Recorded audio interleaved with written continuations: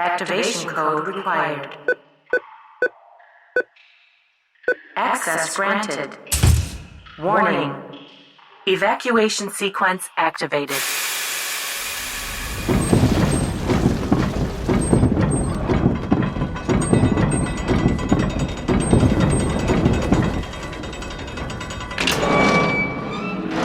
We're back.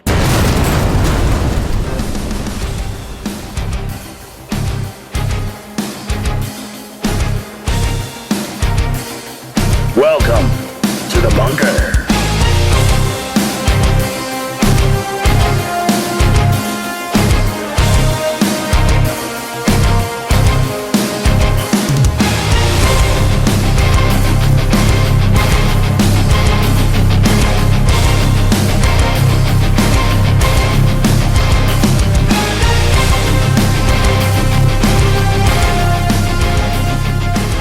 What?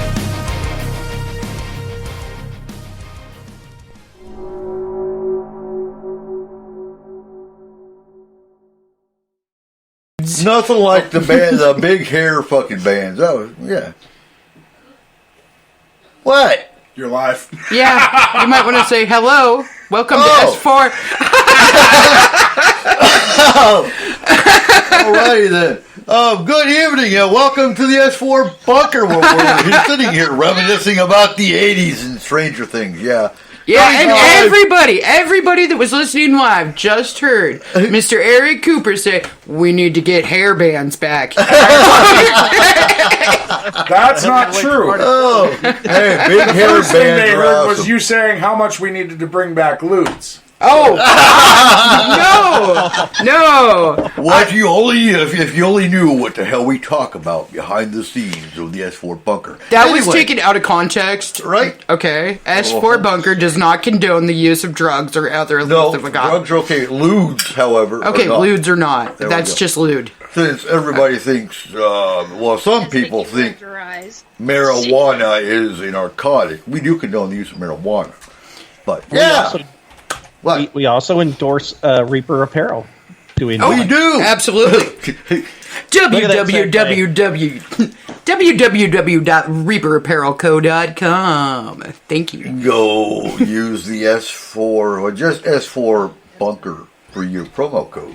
Anyway, how are you doing tonight, Robert? So we have Robert White, our newest addition to the panel here on the S4 Bunker, coming to you live from Australia. How are we doing down under? Down under. What? Down, yeah. So what's the weather like in Australia, down under? Sunny. Sunny?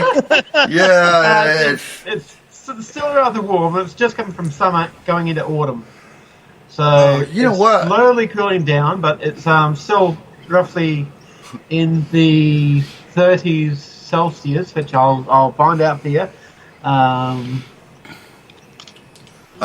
got a conversion thing here. 86. 83. Today it's 82.9, 83 degrees Fahrenheit. So yeah, it's starting to cool down a little bit. It's a balmy 40 degrees right now, Yes, it is. and dark and rainy. What area of Australia are you in? Central Queensland, Okay, right on the okay. tropic line. Oh, hey. Yep. So you know how there's two tropic lines and then there's the equator in between? So we're right at the bottom tropic line. Rock on. All All right. So for listeners that want to get to know you, what got you into the paranormal? Oh, about age 4, when we were living in the house next door to where we are now, I saw an Aboriginal elder in wall paint on what you'd call the second floor, because your ground floor is the first floor, isn't it? Yes. So there was a 2-story building. Up in the top story, where in the hallway where we were, like me and my 2 sisters, all 3 of us saw this Aboriginal in full wall paint in our bathroom, and he had a steer, and he was holding one leg up on his other knee, like he was balancing, and then he vanished. So there was no deaths in the area that we know about, but my sister later on, she became an archaeologist and found out that the area where the house sits was one of the areas where they had a tribal meeting type of thing, or area where they considered it some sort of what do you call it? Like the Indians over there, the American Indians, like they had that powwow type thing over there. Like a ritual space. Yeah. So that's probably why he was in the bathroom. Okay. That's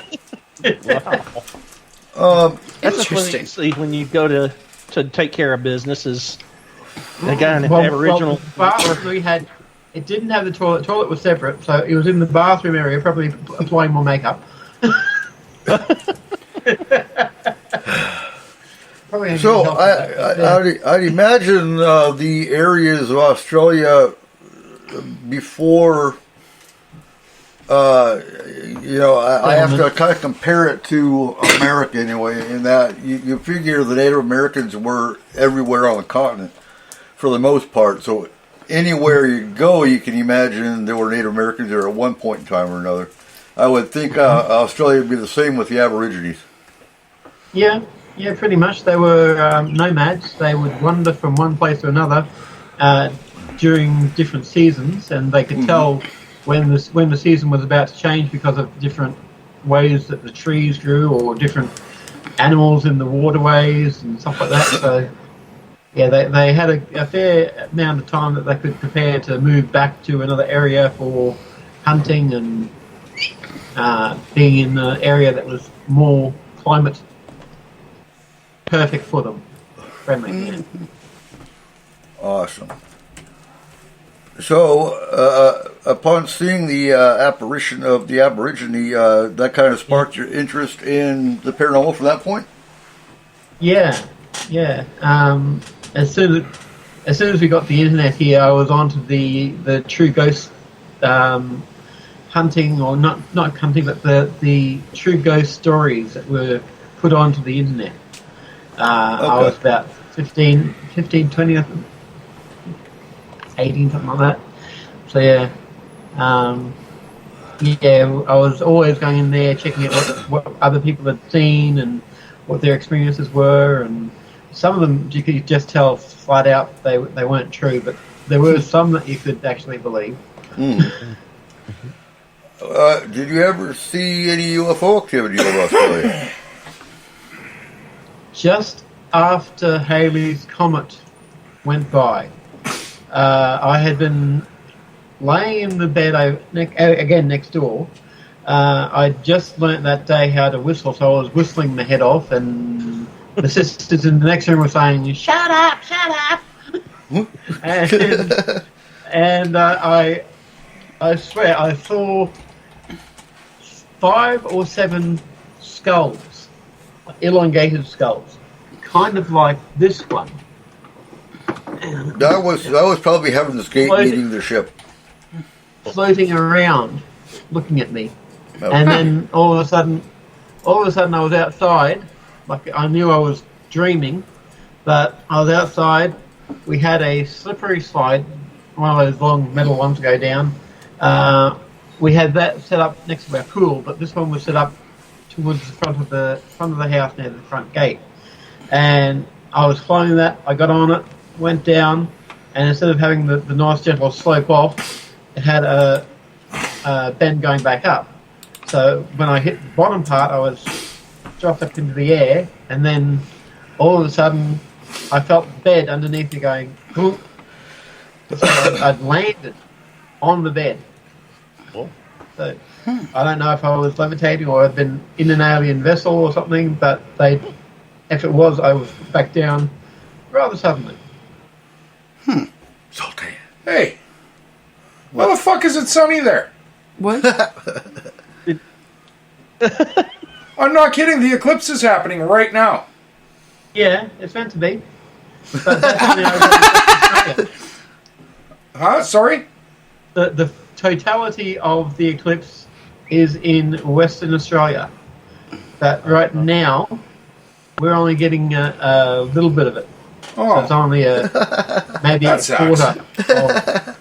Yeah. Oh, you're not out doing a ritual for the eclipse? That I'm is talking such to you. great energy to pull. Oh my God. Brandon. We don't even get to see it. That's bullshit. Well, of course not. We don't get to see all the good stuff.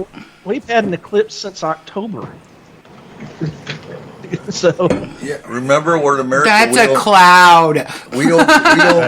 I haven't seen the sun, so We don't might get as well good be. things. Could go out and take photos of it, but yeah. You gonna go take a picture? He's got a Yeah, camera. He can't do it. I don't know if that's a cloud or the eclipse, but it is getting a bit darker out there now. Oh, yeah. Oh yeah, kinda. Huh. Interesting. Oh. So, Nikki, have you ever done any research on Australia?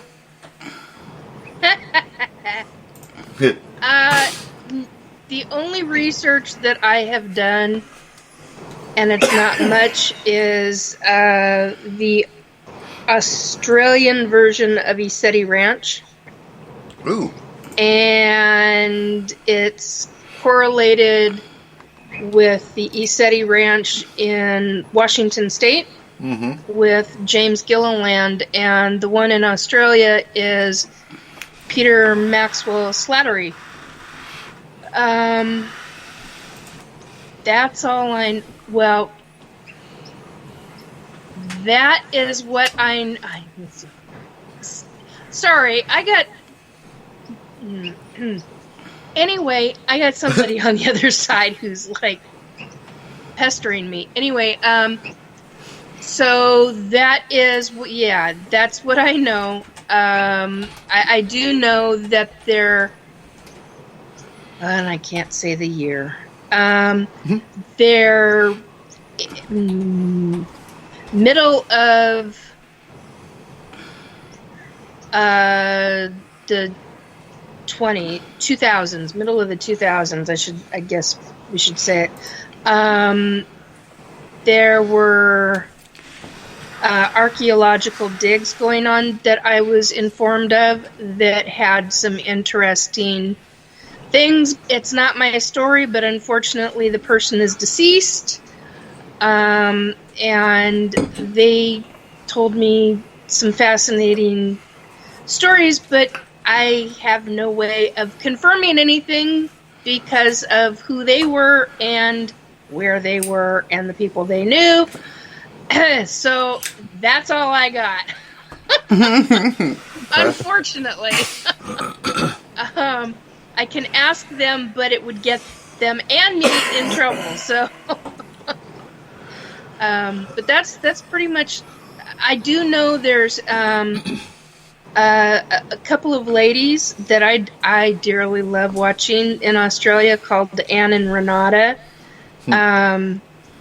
They have a paranormal show, ghosts and psychic mediums, and frightfully good is what they're called.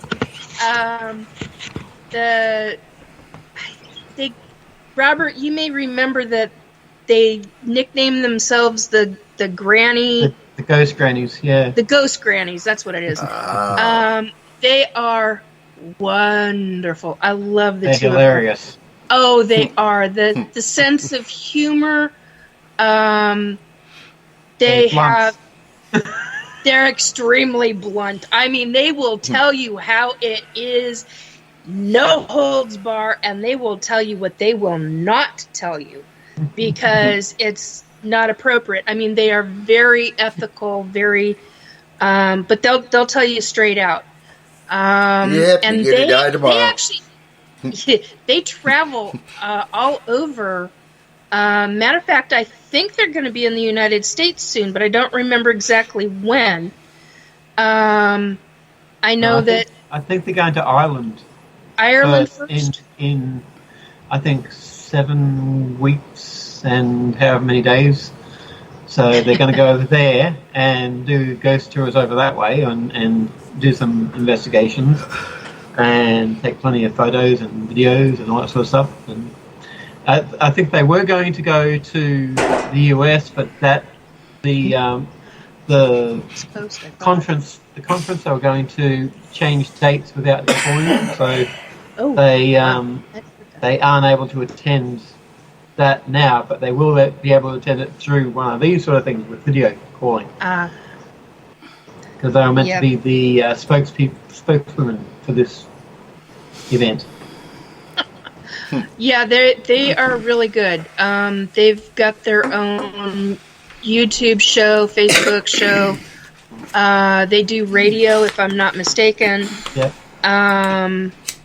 And they go out and they do all kinds of searches and they team up with other teams. And the proverbial, what we would classify as the proverbial ghost hunting, but it's not in any stretch of the imagination. Oh my God, the two of them are, oh my God, they're funny.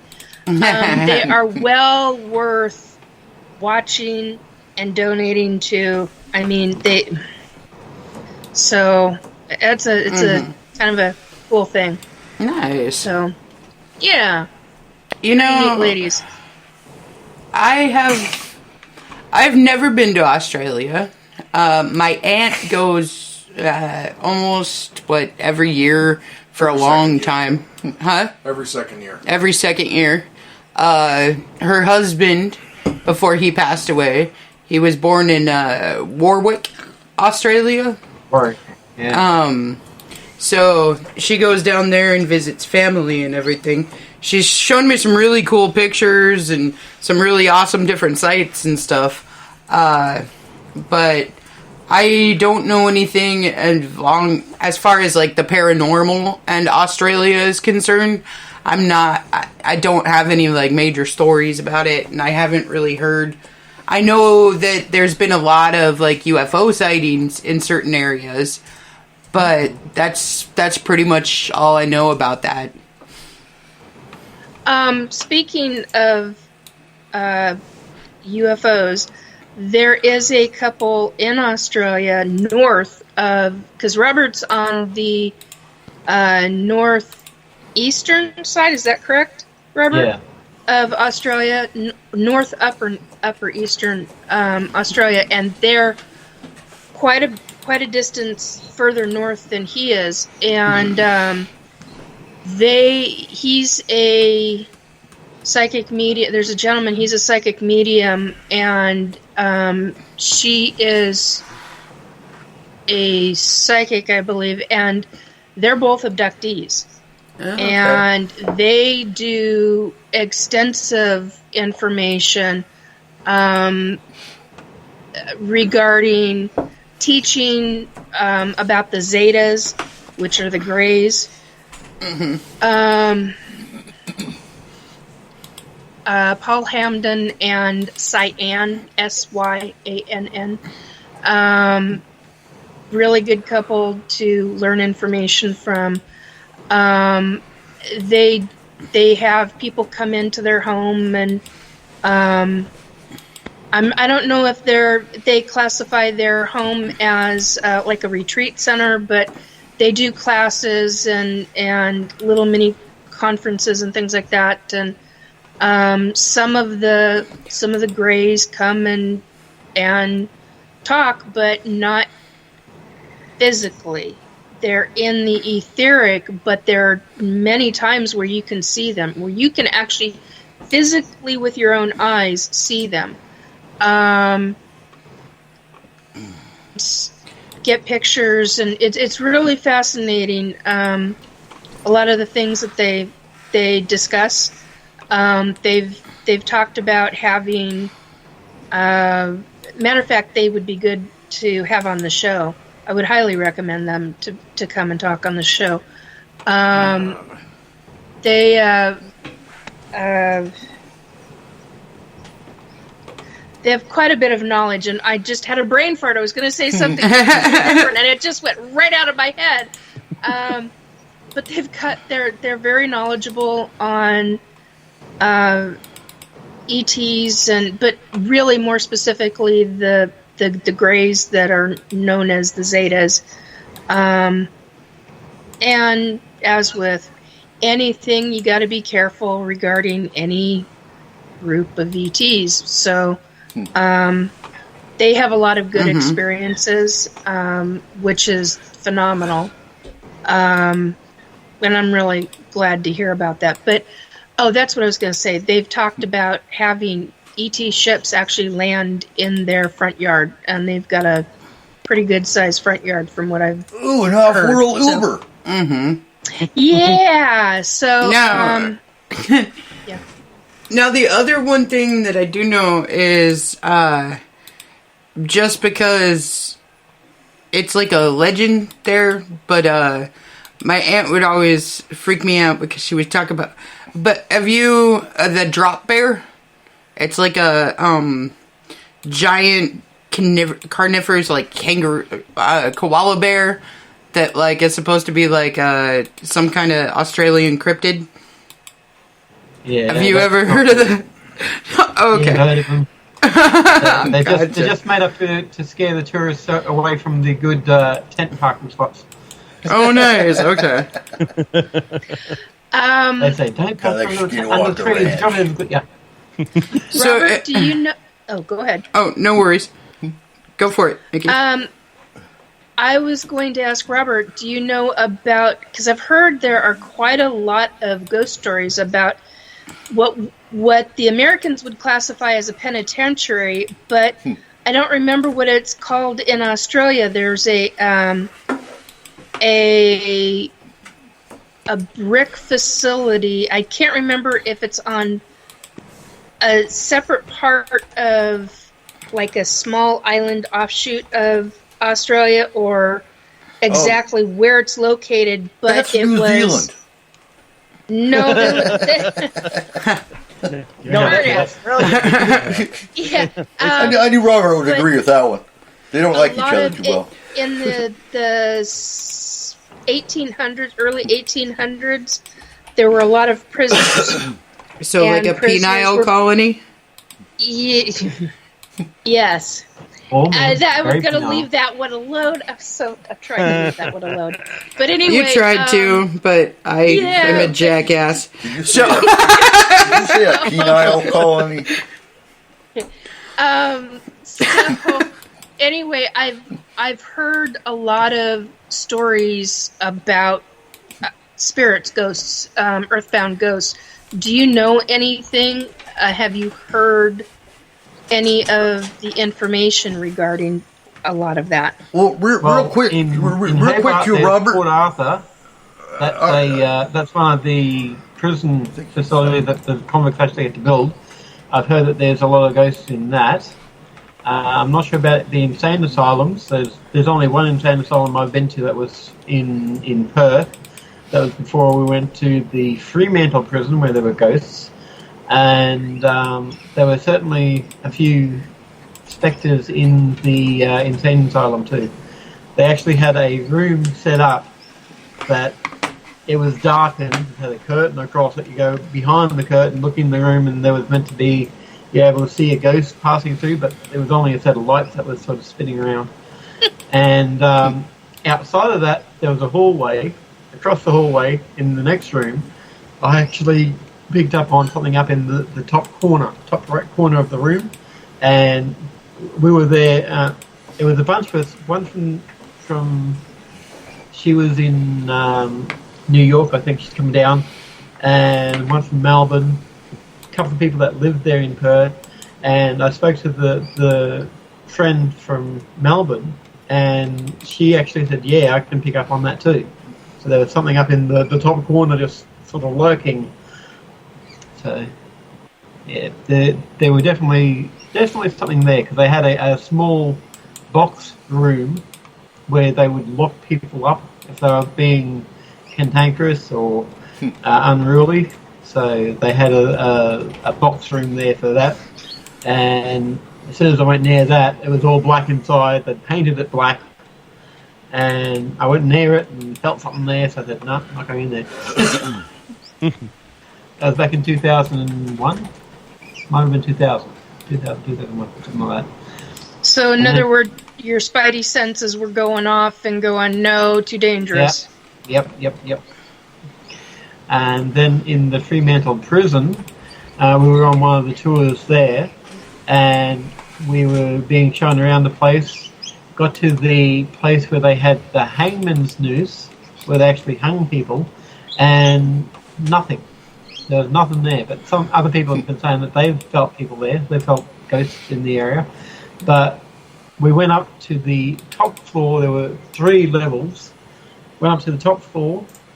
That's where all the really bad criminals were kept. I went up to one of the doors. They had one of those split things where you can look in, and it sort of shows from either side, up and down. I looked in. You could see a fair bit of light in the room, and then something dark from the middle come straight to me and blocked out all the light. So I just sort of went, no, I'm not doing that. And kept on with the tour. So do you think that when one of those individuals, one of those humans died, they weren't just earthbound, they were locked into that, stayed in that specific room? Because that can happen. They might not have known that they died, and they think they're still in prison. Oh, how interesting. That's a heck of a sentence. Yeah, that would make it a hell sentence. Or being sent to For America. lack of a terminology. Being sent to America would be a hell sentence too. Just saying. In the 17 and 1800s, that was very much a sentence of death, being sent to the Americas, sent to the land of the unknown. I mean, it was a real, especially England. I mean, England, when they did that, they expected it to be a death sentence for people. So I know that Australia was kind of like that in some regards, which is one of the reasons why I asked about what we would classify as a penitentiary, because there were a lot of slave labor through the prisons, and there was I don't remember the name of it. There's just a very famous prison that a lot of folks, a lot of men specifically, went into, and a lot of the workforce was taken from the prisons. So, and I've heard so many things, so many stories about really like detrimental ghosts, but I've never actually known anybody to go through them. So it's really good to hear Robert talk about the different ones that he has walked through, and to see, because it might not be a spirit that you're walking near, because there can be other creepy crawlies on the other side that like to, when you get a lot of spirits, a lot of ghosts, a lot of earthbound spirits, you'll get a lot of creepy crawlies, and a lot of hospitals have that all over the world. So it's just an interesting thing. We'll just call them ectoplasmic parasites. Yeah, it's a good way to call it. I would call them parasites. Definitely. Oh, there goes my phone again. So I wanted to ask too. So I wanted to clarify. Would you consider yourself a psychic, Robert? Possibly. Okay. I'm more considered the human MRI from other friends. Right.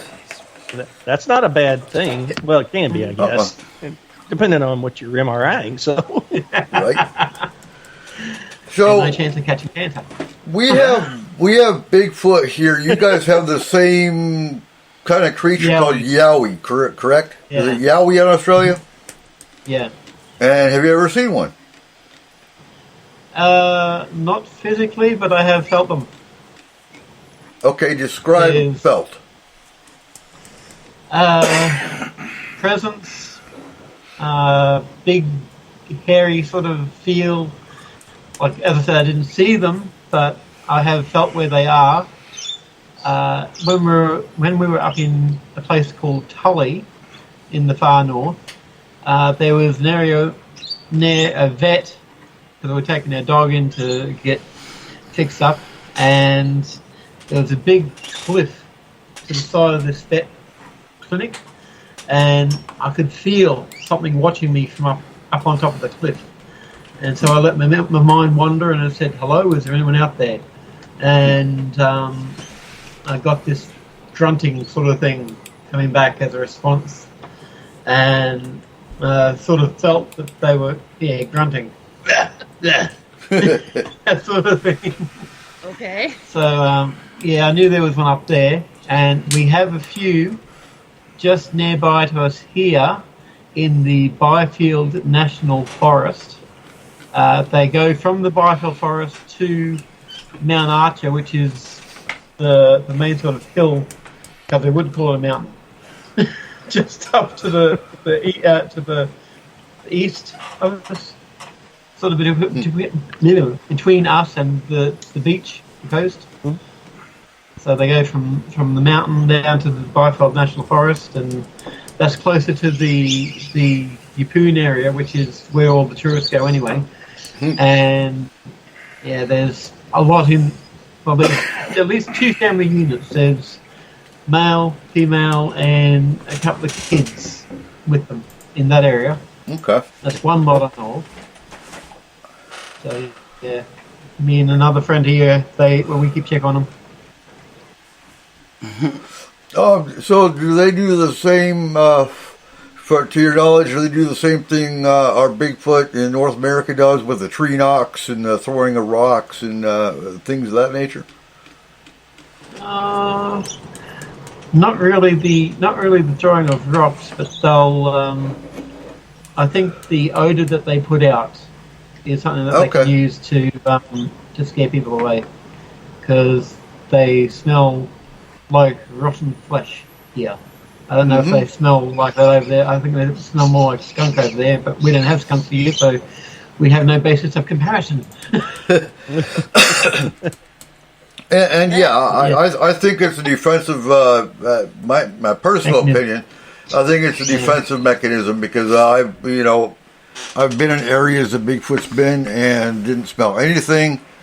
But I've also heard, they smell like a cross of a wet dog and a skunk, or a cross of a wet dog and garbage, or they have but I think it depends really on who you are and what your intentions are.